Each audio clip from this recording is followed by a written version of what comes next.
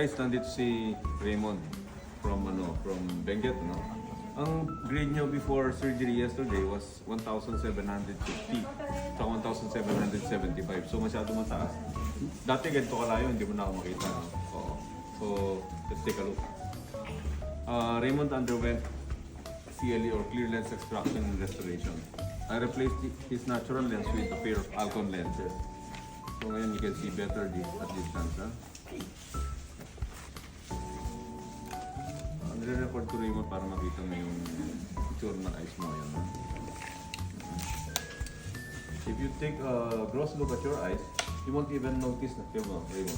Hindi mo mapapansin na na-operasyon. Parang wala lang. Kahapon lang, wala pang 24 hours yan, di ba? Saka yan. Okay. Now, tingnan natin kung hanggang saan yung nakikita mo. Kita mo na yan? HRM. Okay. Good. That's correct. Ito. CCS, MBN, RT. Pakita mo yung box. Perfect. Ito.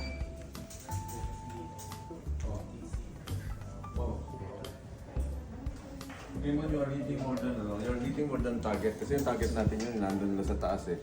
Yes, now you're hitting more than that, okay? So, happy ka ba? Ito, nababasa mo lang yan. Hanggang saan yung pinakamalit na nababasa mo? Ito medyo Ayan, yan. ito na yung Very good. Oh, if I move it closer, kita pa rin. Very good. Oh. So you can work with your computers even without glasses. You can use your gadget. Pero you have to adjust your distance. Unlike before, ganito ka magbasa. You have to do it at perfect distance. Congratulations.